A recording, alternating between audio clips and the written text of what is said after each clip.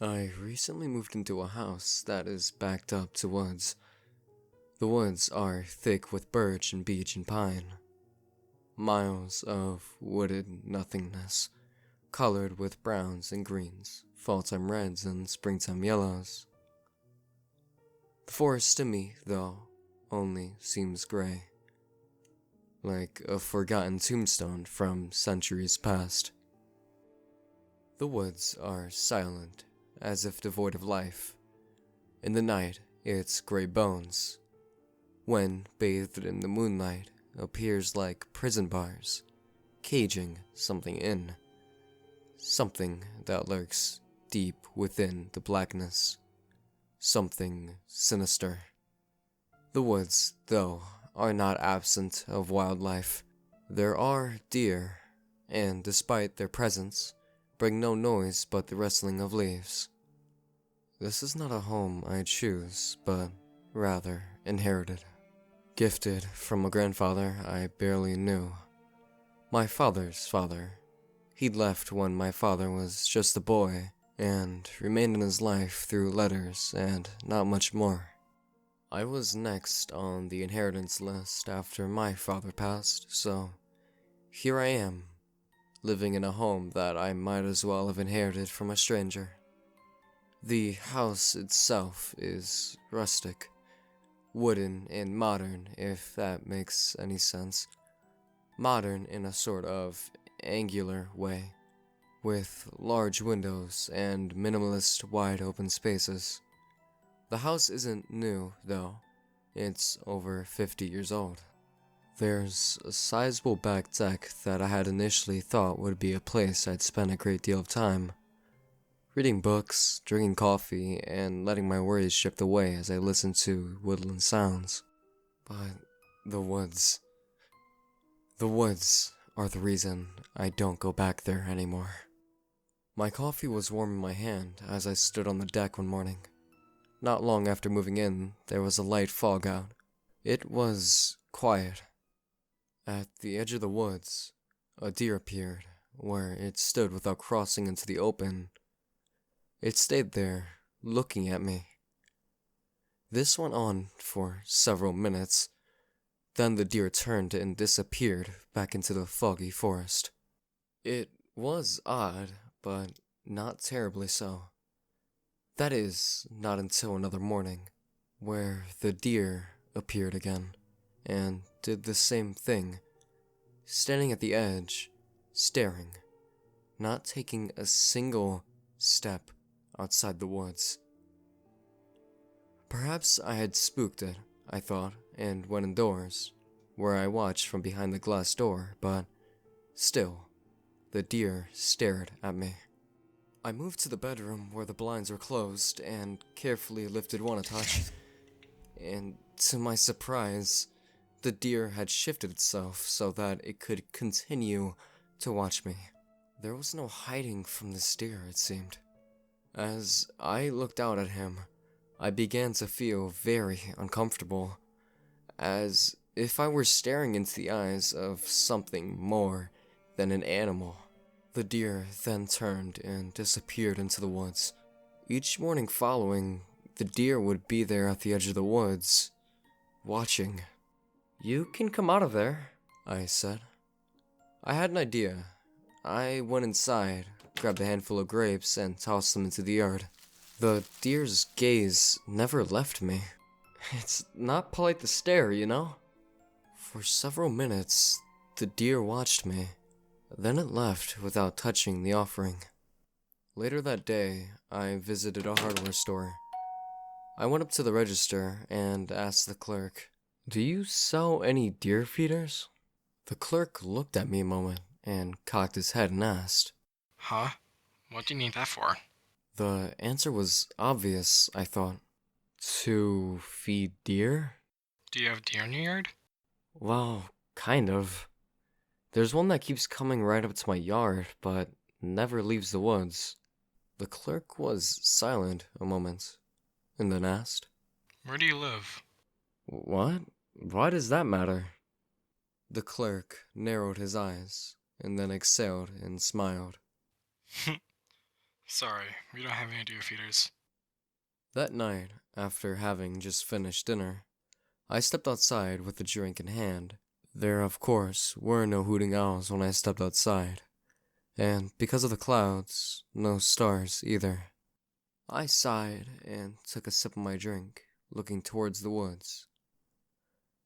I then noticed two glowing eyes. It was the deer. This was the first time I've seen the deer at night. I stepped to the end of the deck and yelled, "What do you want?"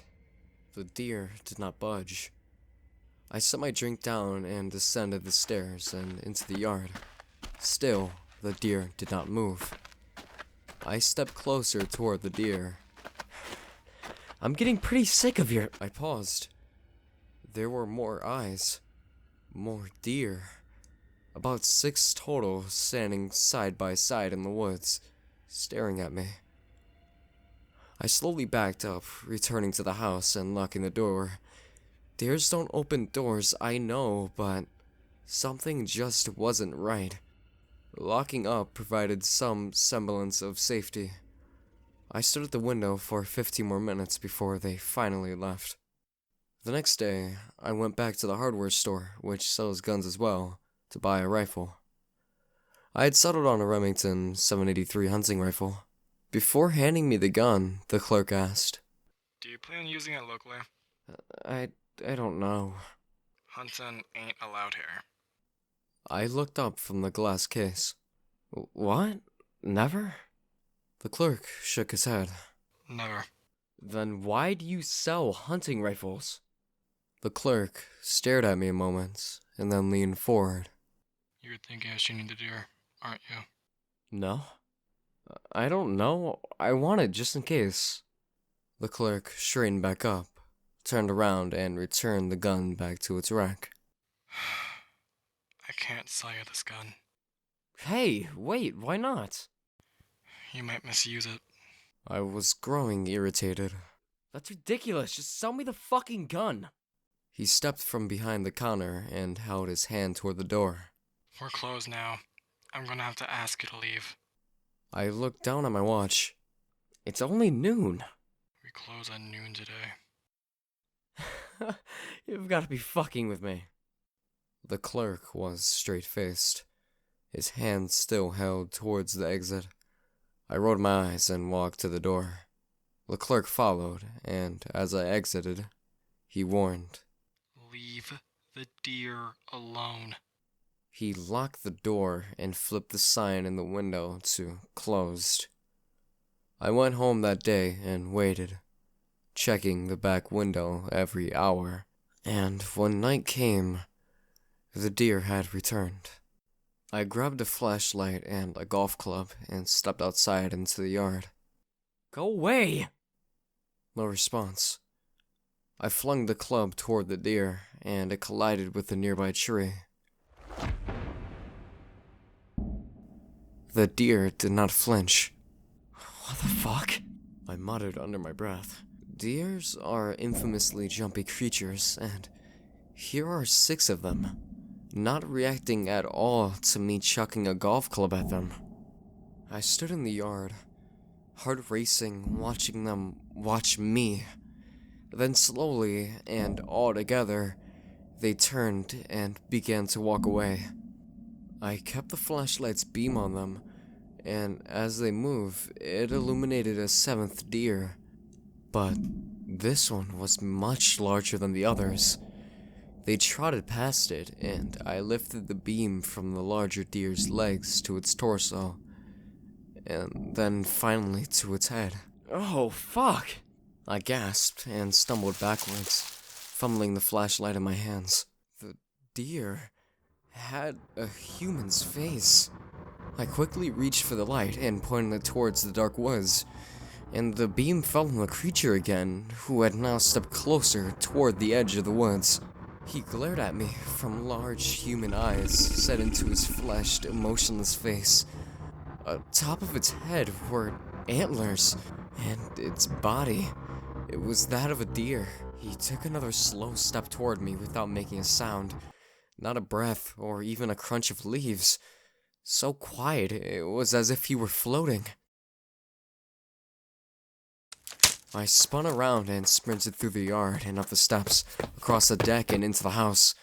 I slammed the door and locked it and turned off the lights, and ran into the bedroom window where I fearfully peeked through the cracks of the blinds. The creature stopped at the edge of the woods, then, to my utter surprise, continued into the yard. Immediately, I became filled with dread. This thing had left the woods and is walking towards my house. I held my breath and watched as the creature came so close that I lost sight of it beneath the deck.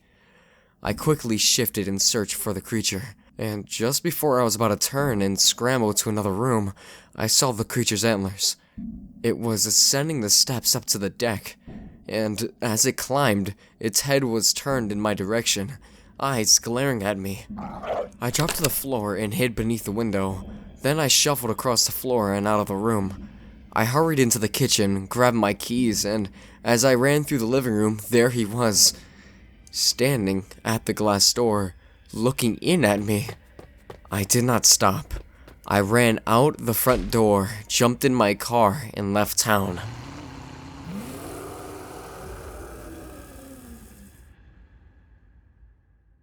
I haven't returned since.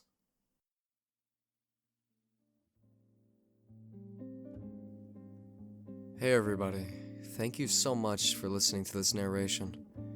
I know it's been a while, and I'm trying to become more consistent in posting. Let me know what you all thought about the sound quality, and a special thanks to the Closet of Fears for joining this narration. You guys can check out my Discord and the bio, and make sure to comment what you thought about the narration. Have a good night, everybody.